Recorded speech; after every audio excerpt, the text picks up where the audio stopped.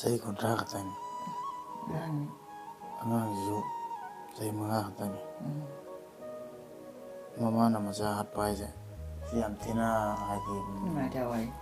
mengai tabat juga hadi macam musibah itu juga. Hadi kesenglah mengai itu ada mana mana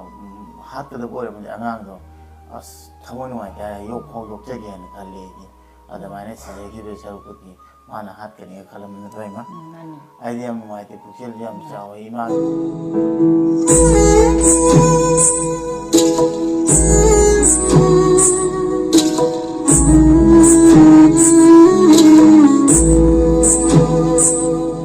Purung yang putih nak channel dah dalam nuk jadi,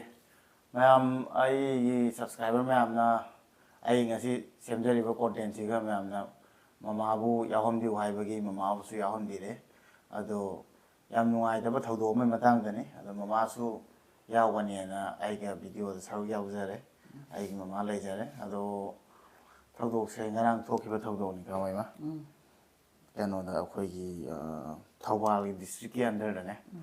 Khongjom haiba pham ji kani ba ko adu dei du kane dei je yamna ngak pa hek ta ba thuk law ba amadi yamna nungai ta ba thodok amadi ngasi Thawbal district ki Khongjom PS ki manung channa leiba Khongjom chingtham maning lekai ai de hek pokcha ba masa gi Macha Nupi do mama na Mangakta Thangna len guna Hatkhiba masa su Thangna thinjin duna sijana ba honaram da gi like na khare hari thodok thokpham dagi phangba pawgi matungina ngasi ayu khaibde ngarang gi pung taruk taramdai chingtham o pedarsini chahi kunthra mapur oibana chingtham premjit mahak ne pokjaba chahi manga thamari khakta ngai ri haiba ko class kg kariba Macha Nupi do Mangakta Thangna Lellaga Hatkhiba ni hari mamana paw sina makha ta na hai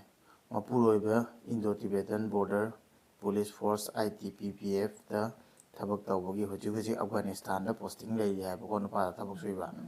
handang marak pia da sini yamna kiba khangba tawali tumma da samanglak yam mangang nai hai ba ko hai juna mon hai pilo hai jam mon ko makha thang sori ama thamlaga tummi ngarang namidang su lai khoram badagi tabak tawki haukiba si pia da sini gi apopi na Sangduna layramani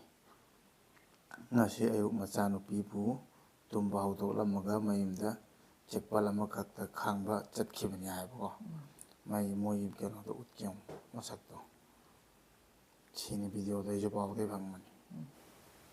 Apokpi mama na Macha Thangna Lellaga Hatkhiba loinana masa seasonaba hotnaramle tabada thuklauba amadi yamna nungaitaba thodok amada ngasi Thawbal district ki Khongjom police station gi manung channa leiba Khongjom chingtham maning laikaida hek pokchaba Macha Nupi bu mama na Mangakta Thangna lenduna Hatkhiba loinana masa su Thangna thinjinduna seasonaba hotnarambadagi laikana khre hairi thodok thokfam dagi fangba pawgi matung inna ngasi ayuk pung taruk taramdaida chingtham ongbi Priyadarshini chahi kuntra mapuroiba chingtham premjit mahakna hek poksaba chahi mangaga tha mari khakta ngai ribi class kg tamlibi Macha Nupi bu Mangakta Thangna Lellaga Hatkhiba hairi pawasina makhata na hai mapuroiba Indo-Tibetan Border Police Force ITBPF ta thabak tawbadagi hauzik Afghanistan da posting lairi handak marak Priyadarshini yamna kiba khangba tawgalli tumbadasu manglak nagali haiduna mon makhada thang sori ama thamlaga tummi hairi ngarang numidang su lai bagi thabak tawki ngasi ayuk Macha Nupi butumba hodoklamlaga mayumda chatkibani ngaihak lairaga laubagi khonjel tarakpadagi imang manunggi miyoi sing chenjelubada angang adugi Mangakta Thangna lenbadagi I taraga leptuna lairamba amadi Priyadarshini su mon makhada thamba thang adu pairaga lairamba adu ubada makoi sing adu kiduna changba ngamdabadagi thang adu thammu khakta haiki hairi mataina chensil laklaga angang adu lauthoklaga mangonda puthoraki khudakta angang adu hospital da nana batawnari ngaida mama adusu mapanda thoraklaga ichasi aina tawbani ichagi thawaitadi kanbiyu hairamlaga wanthakibani hairi miyam aduna chensilaga yengbada mahaki mabuktasu thangna thinbagi asokpa adu unarakhi hospital da pukhatpagi lambida angang adu laikidabani aduga mama adudi ras medicity gi ICU da laikanari hairi ꯂꯩꯈꯤꯗ꯭ꯔꯕ ꯑꯉꯥꯡ ꯑꯗꯨꯒꯤ ꯍꯛꯆꯥꯡ ꯑꯗꯨ ꯖꯦꯅꯤꯝꯁꯀꯤ ꯃꯤꯔꯦꯜ ꯁꯪꯗ ꯊꯥꯈ꯭ꯔꯦ ꯍꯥꯏꯔꯤ ꯊꯧꯗꯣꯛ ꯑꯁꯤꯒꯤ ꯃꯇꯥꯡꯗ ꯈꯣꯡꯖꯣꯝ ꯄꯨꯂꯤꯁ ꯁ꯭ꯇꯦꯁꯟꯅ ꯀꯦꯁ ꯑꯃ ꯂꯧꯈꯠꯈ꯭ꯔꯦ ꯂꯣꯏꯅꯅ ꯃꯐꯝ ꯑꯗꯨꯗ ꯐꯣꯔꯦꯟꯁꯤꯛ ꯁꯥꯏꯟꯁꯀꯤ ꯇꯤꯝ ꯑꯃꯁꯨ ꯂꯥꯛꯇꯨꯅ ꯌꯦꯡꯁꯤꯟꯈ꯭ꯔꯦ ꯍꯥꯏꯔꯤ Saya kontrak katanya. Angang saya mga katanya. Mama na masahat pa aja. Siyam tina hadi. Mga ita ba duga hadi masama mo si balay tiya duga.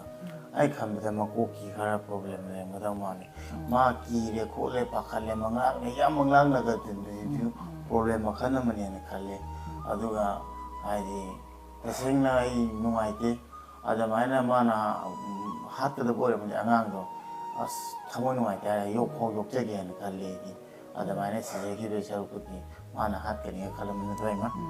ai yam ngai te pukil yam chau I ma gu khang ma do adamana ga ai na ga moi na ga problem kai ma ngai da bole ka su kham ma ta ni angang do sial la moi aduga ma do mama do da problem moi hai di yum ni ta na bani khang de psychiatrist doctorยิงก็ไล่ก็กุกที่ problem เลยบุคคลตัวจู่ยิงทูมาดีพาร์มันเนี่ยกันเลยนั่นแต่อันนี้แต่มันนุ่งก็มวยไม่มี problem ก็อีเลยบุคคลน้องไม่ได้ช่วยเลยมันนี่มาใช้มาซ้ำอ่ะอันนี้นะฮัทมันก็บ่ายจ้ะสิยามนุ่งไอ้แต่ว่าทั้งดวงนี้อันนี้ก็ problem ยามมวยเลยให้ก็มามาจับปุ่นก็หูจ้าสิบุคคลว่าสิมันสิยามนุ่งไอ้แต่ว่าทั้งดวงนี้มันตายไอ้วิดีโอเสียงนี่ตอนนี้มาสู่ดับยาวก็เขาจะต้องมาดูข้างนี้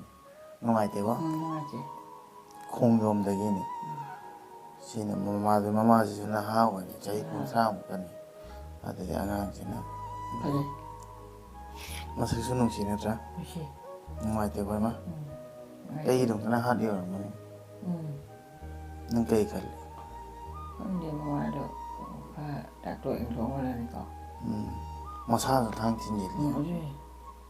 ว่ากูเวลาเลยมาต้องมาแล้วแต่ที่สมัยนั้นก็น่าเต่าน้อยแค่มาสั่งที่สั่งว่าน้องไอ้ที่aku lagiใช้จานterus lagi atau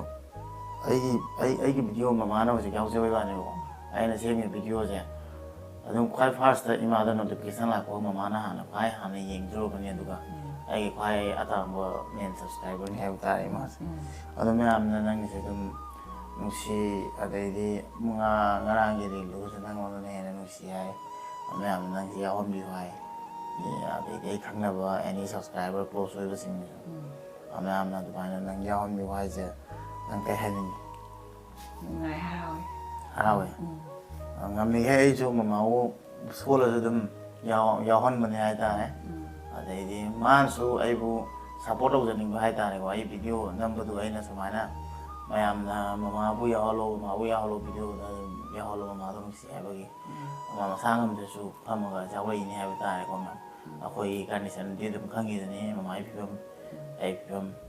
sene me am lu si ba gi ne adu mai na hai bi ra po do adu ngarang gi thau do se di ta sing na nuai ta mai su mama sa nuai te ai su nuai te angang do em ta khang se ba na te yam nuai te hai ta na adana mama tu di hing hau su phi ma su em ta nuai bam khang rồi ko ngau cha la ni hai ta la du som na ai di ba pa na mai ma pu ta ko su pham da ta ko su ba ma du ma ku ngau ne ko ngauเลย pra family ko ngai sa hai ba ta thi nuai sini me am ngasi ki video ai ma ti ma si nuai ta phong do pye nai na se nok pa ta ma su ya hol lai ma na me am si hai bi adu de me am ngasi ki video se be sin jare ge ma si ma tang da ma thang ki video da mun theng na se adu secret oi na ai na hai ga da bai bo yam thuna ba ni puda amu imam yam ona ba la ni adu ga je na yam ona ba la ni ai di ai ju ni khang am je ma na khang ma ni na ai jala ni na da yam na si ma surprise ni hai da na sini me am ngai to to jap thinu ai ke asi ki video se adu ki tam se ma pa ni hai ta ai thinu ai da phone lo ba